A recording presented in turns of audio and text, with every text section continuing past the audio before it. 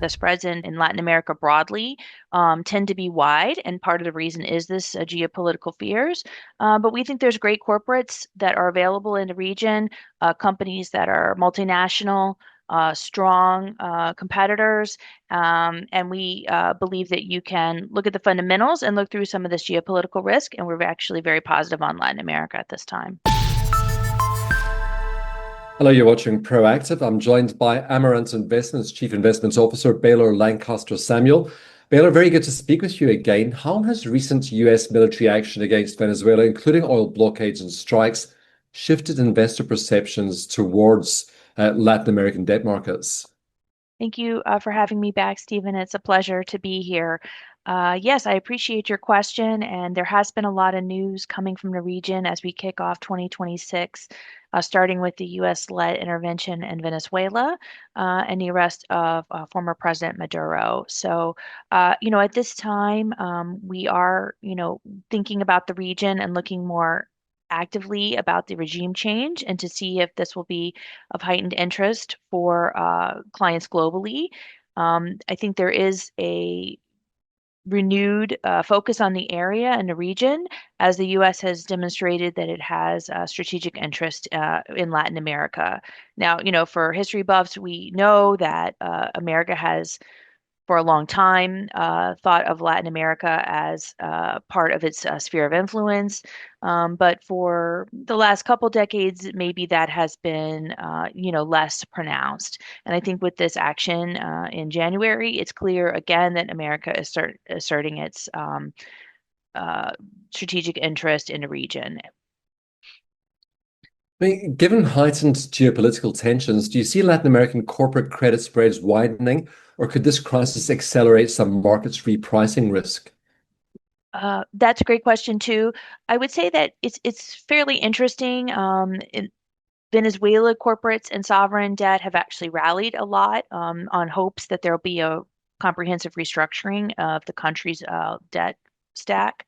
The rest of the Latin American complex has been actually rallying in sympathy. So, on the contrary of seeing wider spreads, we've actually seen tighter spreads because there's been sort of an optimistic view that the U.S. interest in the region will lead to greater trade ties and relations with the United States. That being said, there are some idiosyncratic situations that have developed in, for instance, Brazil. So there have been some pressure on some specific corporate credits, but that's really has to do with their own balance sheet issues and not a broader repricing of risk. The last thing I'll mention here is Mexico.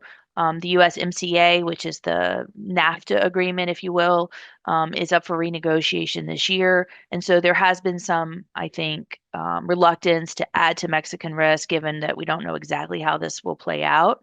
I would say that, my baseline case is that there will be some kind of agreement with Mexico. They are an important trading partner for the United States, and we will eventually get there, but we should expect to see some volatility in the meantime for Mexican corporates. Baylor, has the prospect of US control over Venezuelan oil exports and disrupted regional oil flows, with potential implications for inflation and global energy markets, Mhm. influenced your views on Latin American fixed income? Yeah, I would say that, again, this is a situation where it's unclear what the end game will be. Obviously, Venezuela, just for baseline for viewers to understand, there's roughly 100 million barrels of oil pumped a day, and Venezuela represents less than 1% of that. So while we're optimistic that there can be renovation and rehabilitation of the Venezuelan oil sector, which could lead to larger supply over time, the actual sort of immediate impact on the global market is very minimal. It is our understanding that there has been very little investment in Venezuelan oil infrastructure in many years, perhaps decades, you could say, and the amount of time and money it will take to get the pumps up and running in Venezuela will be significant. That being said, so we have seen that oil is up this year a bit.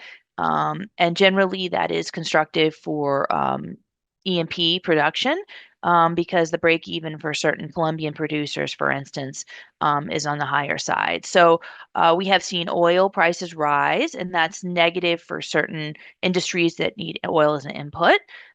But on the other hand, the E&P sector tends to benefit. So it's balanced in terms of our view, and I wouldn't say that we have changed our overall approach to looking at LATAM credit, which is to say that we are very focused on fundamentals and analysis on each specific company, and we don't necessarily invest on broad themes or overall geopolitical events because it's very difficult to get an edge in that way. How should investors balance geopolitical risk in Latin America against potential upside from structural reforms or stabilization if the situation in Venezuela leads to broader regional shifts? Thank you so much for that question. We're broadly optimistic on Latin America. We think the U.S.-led intervention in Venezuela is very positive for the region. So while we do see geopolitical risks, a couple things I would say about that is, one, it's very tough to know how these things will work out, and we don't try to make our investment thesis on those. But overall, we do see that there's sort of always a little bit of noise coming out of Latin American countries.